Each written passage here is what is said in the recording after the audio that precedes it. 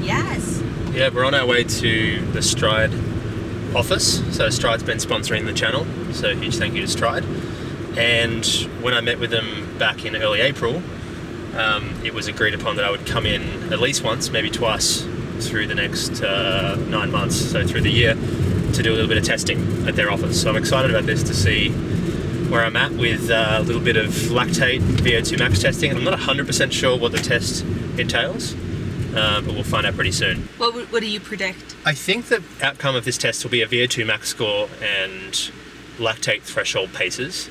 And I actually really don't know what my VO2 max would be. I have done one test when I was 20, I think. I don't even remember the score. It was at university. But the lactate threshold paces, I've always found, I'll be brutally honest, I've always found paces given to you to do threshold at a little bit, like they're somewhat helpful, but they're sort of somewhat not, because conditions and stress and sleep and especially conditions, they can massively change. So if I have perfect conditions in this office with a treadmill and a fan, and you know, I slept very well last night. I slept 8.5 hours according to my Garmin. You know, my pace might come out to be 5 minutes for LT2. Well, we're at small altitude, so it probably won't quite be that fast. But then if I get out, you know, if I have 5 hours sleep and I've just finished traveling, and and it's windy and it's humid and it's hot in Chicago, like my pace might be 5:20. So it's somewhat helpful, it's somewhat interesting, but you have to sort of take it a little bit with a grain of salt and understand that, you know, given a threshold pace doesn't mean that that's the pace at all times. It means it's the pace in the conditions that you were tested in. And you're officially in Chicago now. Yes. Yeah, Chicago Marathon. Confirmed into the American Development Field yesterday. Countdown Thanks to Michael, Second City Track Club, who got me in late. And yeah, at the moment my thoughts are that I'll do Chicago, 4 weeks later Indianapolis, 4 weeks later CIM, and try and average as fast as I can over the three. I'll go all out in all three. I think based on the experiments I did last year, racing 5 marathons, I didn't finish the 5, over 11 weeks. I think I can do that and race them all under 2:20. That's actually what I do believe right now. And so let's just see, let's find out. Welcome back to Stride.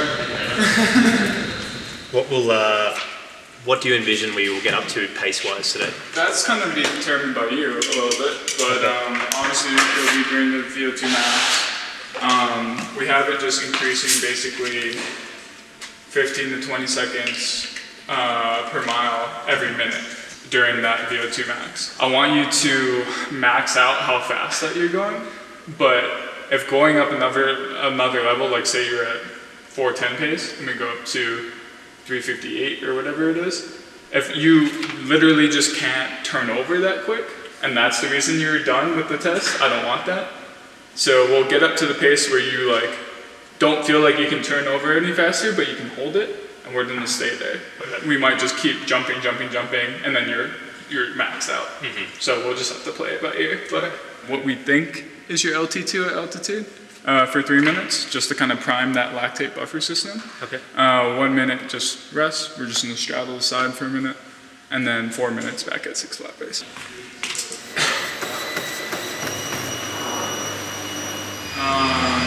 So after this next 4 minutes at 6 flat, I'm gonna take your lactate just to see if you're properly warmed up. Okay. And then we're gonna take a 5-minute break. I'll explain everything, and then we'll go. Perfect. Any questions? No. So the reason we do standardized warm-up is one, so that we have, first of all, repeatable measures. Like if Matt's ever to come back in again in between his marathons or whatever it is, we can reproduce the same stimulus before we start the testing again. Two, the reason that we warm up in this way is to properly stimulate or activate the lactate buffering system. We want to get the body activated and firing before we do any hard efforts or anything increasingly hard. Just make sure Matt's body is ready to start working, and we get accurate readings from the lactate after that. And what is Matt's warm-up? Matt's warm-up is basically 6 minutes, pretty easy. 6 minutes at like slower slower tempo, and then 3 minutes at LT2 or predicted LT2. We'll find out today if it actually is. 1 minute rest, and then 4 minutes back at like that slow tempo pace, and then like 5 minutes rest after that.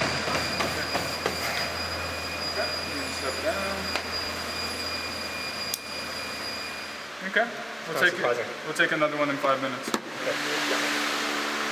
Exactly what we have. 163, 164. It's good. I've lost a couple of pounds already in the last 3 weeks. I think I was 166 about 3 weeks ago. So. Okay, we'll see. So I guess one thing that might show up there is I'm dealing with an Achilles tendinopathy at the moment. Okay. I've dealt with it for 4.5 years on and off, and it's a little bit funny now, but I've noticed it only flares. It's on my right side. Okay. It only tends to sort of get bad at the moment when I'm running on the track around circles and in spikes. So treadmill and solid shoes, it doesn't seem to bother it. Okay. You might see some sort of me favouring. Yeah. Maybe that'll just be interesting to look at. Predicted LT2 to be the 6th step, so we're gonna hit 505 at step 6. Then, depending on how you feel, I might give you an option to go over. Assuming that this is LT2, we'll see. Just to see how the lactate spikes after that. But that would be totally up to you. And that's only if you can do 6 minutes at that pace. Okay. And what's the recovery we have in between, or is it just testing? It's just based off of lactate. So usually it'll be 1 minute to 2 minutes at the most. Okay. We're not trying to do a long rest here. 654, 626, 602. It'll start to get pretty hard on the 5th one. 522. Yeah. That's basically my marathon personal best pace. Right around it. Right. Well, adjusted to altitude, it would probably be harder. Yeah. Right. But the whole point we do 6 minute steps is to make sure that we hit the actual steady state and make sure that everything's like at equilibrium for that pace when we take the measurements. Okay. So if you're running here, I'll say, okay, Matt, I'm gonna give you the VO2 nose clip on over the nose. We'll run like that for about 1.5 minutes, 2 minutes. And then I'll be like, okay, Matt, I'll take it with about 1 minute left in that 6 minutes. Put it back in here. Okay. And then I'm gonna ask you your RPE. Okay. So that's a scale of 1 to 10. 1 being like you're chilling on the couch, 10 being like you're about to pass out. But yeah, that's about it. Cool. And then we'll just go to, we hit LT2, and then I'll give you a choice of going an extra stage if you want. Just to get that extra data. Okay. Whenever you're ready.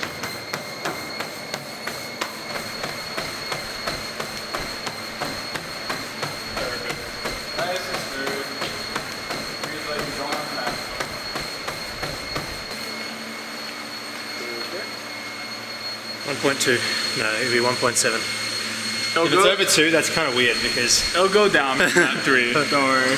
Usually, what we see in the first rep is you're buffering lactate, and it'll go down from when we took it after the 1. Good to go? Yeah. We had a marathoner in the other week, and his threshold lactate, like his LT2 lactate, was anything over 2 above threshold. And you're at 1.7 at 6:55. Good job. Nice and smooth. Even breathing.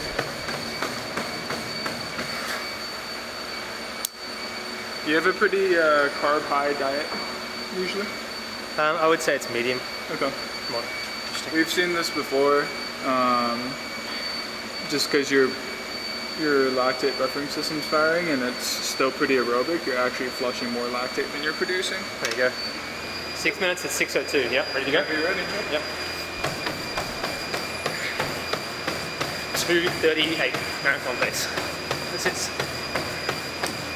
3:45 per kilometer. You really got these numbers down. Yeah. I've been coaching marathoners for many years, so, and many of them are right around that standard, 235 to 250, so I've sort of gotten used to prescribing paces and stuff. Yeah.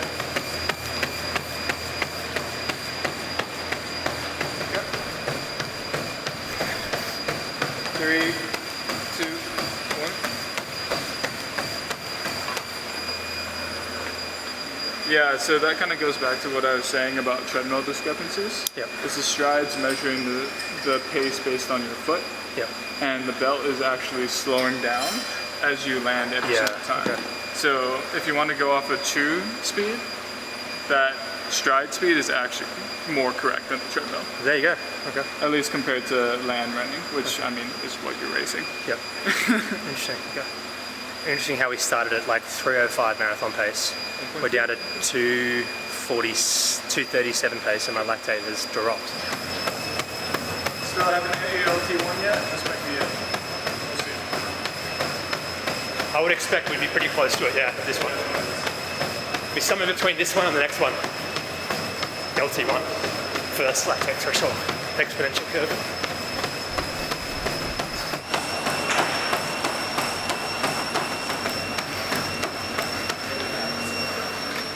I honestly felt a bit more comfortable than I thought it would.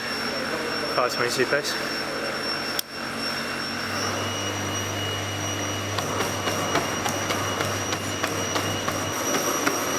That's where I would guess my LT2 to be, purely based on feel.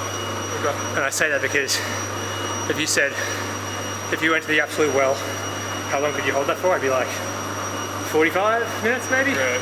60 minutes? And that'd be really hard, but I think I could do it. Yeah. 6.7. Whoa. I'm gonna say that's above your altitude. Yeah. See what this one says. And just remember we're at altitude as well. Yeah. Yeah. 7. When it goes up like that, that's how you know. Because That's interesting. it's still accumulating. Right. Yeah. Okay. That's above altitude for you. Again, every minute I'm gonna count you down, but 15 seconds before the end of every step up, every minute, I'm gonna be like, okay, Matt, are you good to go faster? Thumbs up if you want to go faster. Hand flat if you feel like you can't turn over any quicker, but you can go longer. Because the whole point is we want you to max out here. You ready? Great job, Matt. Come on. We got 5 seconds left on this stage. Let's get another one. Let's get another one. 3, 2, good. Leave this on for a minute. Just chill. How'd that feel? It felt pretty hard. I mean, it's certainly obvious, but it feels really hard to breathe through that mask. Yeah. I mean, it's the same for everyone. Yeah. I feel like if I didn't have that mask on, I could have gone another minute or two. But I guess everyone feels like that. It does. It is a little bit of like a learning effect. Ketone IQ are one of the leaders in the exogenous ketone space right now, and so many of the world's best endurance athletes utilize Ketone IQ in training and in racing. Those include Cam Worth, Sam Laidlow, Sarah Hall, Des Linden, even Cooper Tier and Cole Hocker, two of America's best distance runners, have recently signed on as Ketone IQ athletes. And you can try it out for yourself and see if you discover the benefits of energy and recovery with Ketone IQ. Thank you for sponsoring this video, Ketone IQ. Head to ketone.com/sweatelite for 30% off today. Oh, interesting. 66.7. So you were pretty close to your VO2 max at LT2. Okay. Okay.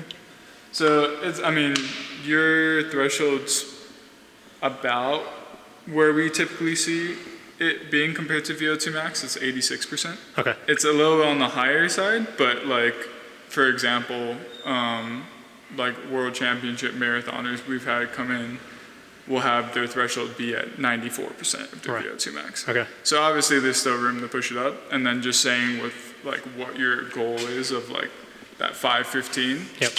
And we talked about being that 5:10 pace. If that is your cutoff for your threshold, you're at risk of kind of going over it a little bit and then kind of excessively accumulating lactate. It seems like you clear it pretty well. Usually people take more than 3 minutes to get 2 dips. Okay. So maybe that's a little less of an issue for you, but pushing up that threshold so that the pace is a little bit more in that threshold range is beneficial. But you have a pretty narrow threshold range compared to most people. Okay. So you have to be kind of careful. Okay. Do you mean careful as in any surges will throw me over the edge? Not necessarily. I would say more careful with training. Yeah. So just to kind of go through what we did today, we saw that lactate was pretty consistent. Even dropped a little, which showed that you were buffering it really well up until 5:40 pace, where it jumped up a bit. So that would be your LT1 between 6 flat and 5:40 pace. Obviously, I can't say 5:40 pace exactly is your LT1 because we're talking about a range. And then after that, you see the lactate jump up again to 3.1. So that's indicative of LT2. And then you kind of get a confirmation of that when you jump up to 6 after that. But basically, this shows that your threshold range is pretty narrow. Usually we see about, you're like 2 blocks. Usually we see about 3 to 4. Okay. So you have like a 40-second range between 6 flat and 520 at altitude. For most people, it'll be double that. Okay. So about a minute 20 range. That's not necessarily a bad thing. It's just something you need to be aware of. It's kind of like we were talking about using like the stride pods and things like that to really dial it in and make sure you're actually running threshold. Right here I have the VO2 so basically the amount of oxygen that you're using or taking in when you're running those paces. And I put it here as percent VO2 max. At the top end of your range, you're using 88% of your VO2 max, which is a pretty solid utilization. A lot of track runners you'll see are still like 82, 83. Okay. So it's shown that a lot of the work that you've done has helped push that up, especially from your 800 meter background. I'm sure it was much less than that before. But again, as we were talking about before, I've seen people marathoners with up to 94% of their VO2 max optimized. So again, that is like a place that you can continue to improve. But here are your power targets that I just pulled out from the raw data. If I was to give you that in power instead of paces, it'd say like 340 to 380 is your threshold power range. And then we did the max test. But basically what we did is we got up to 423 pace. You felt solid there, mostly because of breathing, but we saw indications that you did, in fact, reach a max. But basically here it's the same thing. VO2 max at that pace, you hit 66.7 as your max. At altitude, that's going to be 1 to 2% different than sea level, so that probably give you like a 68 at sea level.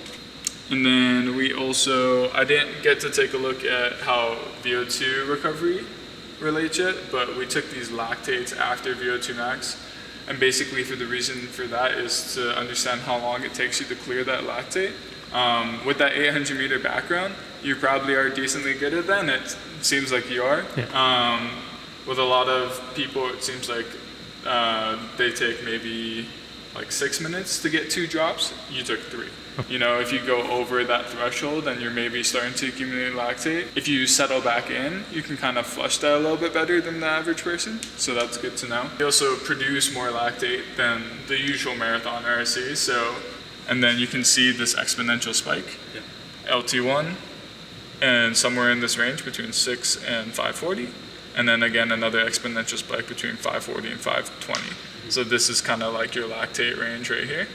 And then as you can see, once you go above LT2, it's going to continue going like that. Right. So to start with metabolic efficiency, this is basically the amount of VO2 you're using for a specific pace. This is basically how efficiently you're using oxygen at a specific pace. So I wouldn't say that's necessarily like something to be too concerned about, but just compared to other marathoners we tested in the past, you're about 0.19 to 0.18. And other marathoners who are pro running for Adidas or Nike or whatever, men are usually around 1.7. Okay.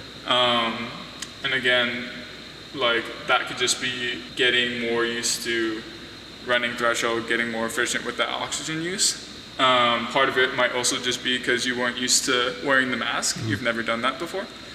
So your oxygen usage is a little different. Again, this is why repeated testing is super important. Mechanical efficiency, we can see that you're decreasing over time. This makes sense. But compared to other marathoners we've seen come in, you actually have pretty good mechanical efficiency. So basically, there's different size gas cans, right? So like 10-liter gas can, 20-liter gas can. So it's great that this one's bigger, but doesn't necessarily mean it has more gas in it. 5 liters of gas in it, a 10-liter gas can can have 7 liters of gas in it. This is better because it's holding more gas. That's basically VO2 max and threshold. So basically your gas can, how big it is your VO2 max. So for you, that's, let's say 68, and you're at 88% of that. So that's great. And then what mechanical and metabolic efficiency basically shows us, really more metabolic efficiency, is the quality of this gas. And then mechanical efficiency is just how it's processing through the engine. We just want to push this up a little higher. Even though you're doing a good job at it, it can maybe be here. The more gas you have, the more you can stay aerobic. And I think by increasing the gas level, using threshold and the power ranges and everything like that, I think the quality of your gas will also increase at the same time. And again, this is just like the physiological perspective of it. You never want to lose like that neuromuscular speed or anything like that. So, you still want to keep some faster sessions in, but kind of like how we were talking before, there's different ways of doing threshold sessions that can kind of stimulate different things. You could do a long marathon session, a long run at the lower end of your threshold range, so like say 6 flat, or what was it, 340 watts. Yeah. Or you could do like 400 reps faster, and that's one way to push it up, and you get that neuromuscular speed as well. So we are 100 days from Chicago Marathon today on July the 5th. Training's obviously been going super well these last few months, but my Achilles has progressively gotten sorer and sorer. It's actually something I've dealt with for 4.5 years, since early 2020. And for the most part, it's been at bay, less than a 1 out of 10 pain. But these last 4 to 6 weeks, it's just started to get progressively a little bit worse. And I've noticed that it's getting worse when I'm doing track sessions and I'm up on my toes. So I'm making a call today that I'm going to take about 7 days off. Fingers crossed, I can get through this next 7 to 10 days without it getting any worse, definitely getting better, and get back into the marathon training. Great, so we're going to be reviewing 3 Stride features here. We're going to be talking about the race power calculator, helping Matt reach his goal of 215 to 218 for the Chicago Marathon this fall. We're going to be looking at lower body stress score, and we're going to be looking at Stride footpath data. So first, let's take a look at this Stride race power calculator. So you've been running with Stride since April this year, collecting lots of great data, and we want to see what that data tells us in terms of what it means for that marathon performance here. So loading your profile in here, we see an estimated race time of 2:20:34 seconds right now and a target power of 378. What's really great about the race power calculator is we can put in factors such as elevation, temperature, and humidity. So that's if you were to race at basically the elevation you've been training at and the same temperature and humidity conditions. So of course, Chicago is going to be at sea level. So I'm going to make that adjustment here and put in a racing at 0 feet of elevation. And we can see what a massive change that has on the race power calculator. So now the estimated finishing time has dropped down to 2 hours and 14 minutes, and the target power has increased to 395 watts. Just a quick question, where did this get pulled from? Because I've been sort of coming in and out of altitude quite a bit. Yeah. Is it the average altitude I've been at? So it's using your best performances at a variety of altitudes. So for example, you've been training in Flagstaff, which is at higher altitude, and a lot of your best performances have been at Flagstaff. So that is just pulled from your race data automatically, and that tells us, basically where your best performance has been established at. It's been at roughly this kind of average altitude. Okay, interesting. So we can see here that estimated finishing time is faster than your goal, 2 hours and 14 minutes. And this is assuming a flat course. We can further personalize the race power calculator by pulling in the Chicago Marathon course. And that's pulling in the racing at elevation and then also the course profile here. And we can see how that further alters this race prediction and brings it basically down to the lower end of your time goal at 2 hours and 15 minutes. Interesting. I wouldn't have picked that right now, but that's good to know. Like we were talking a bit about, this is based on the power duration curve. So, as you start to move into that marathon training, I expect your fitness is going to increase even further. This power duration curve is going to increase, it's going to raise up, and it's also going to be extended. So basically the duration you can hold that critical power at and the critical power itself is both going to increase, which is going to give us even further confidence in that data from the race power calculator. So you mentioned you've had some Achilles pain on the right side of your body. Yeah, so, I've had Achilles tendinopathy since 2020, but it's been very on and off, usually off since 2021. But the last 5 or 6 weeks, I've noticed that when I'm doing track work and going around the track a lot, I'm having the pain return on the very outside of my right Achilles. Also when I wear spikes. When I stay away from the track, I don't wear spikes, it seems to be sort of at bay. But yeah, I've been training for a 5K race. I'm not sure if I'll do it because of that risk of the Achilles flaring up. I might try and find a road race. And you said this has been more pronounced in the last 5 to 6 weeks? While I've been doing more track work, yeah. And I know my loads have gone up as well with the track work.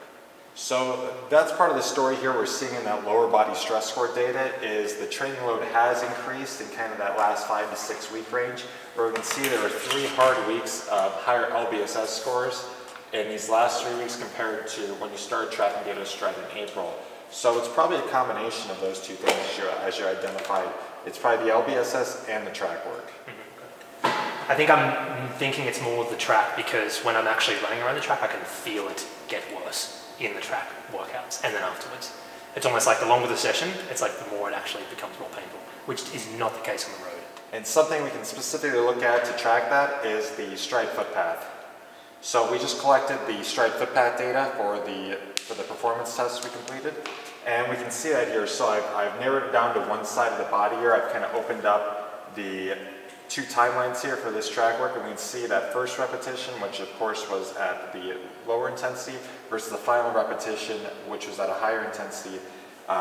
We can see how that footpath expands. It's a very consistent expansion. It's very consistent across the different speeds we're looking at. This is a very good sign. This means you're very efficient across a wide variety of speeds, and I don't really see any form deterioration kind of as the intensity picks up, which makes sense since you've been training more for that 5K intensity. So one thing to track specifically as it relates to the Achilles is looking at that stride footpath and looking at on both sides of the body, looking specifically on track work, seeing how that footpath changes as you get deeper into those reps on the track. So those are 3 really great features to help you get you to your goal this get fall. It's been interesting. Thanks a lot. I appreciate the time. It's been interesting to learn more about the power stuff, and I think these next 15 weeks are going to be plenty more time to learn more about it as well. And I hope to come back in and do another test before the marathon. Yeah. Absolutely. Looking forward to it. Looking forward to it as well. Cool.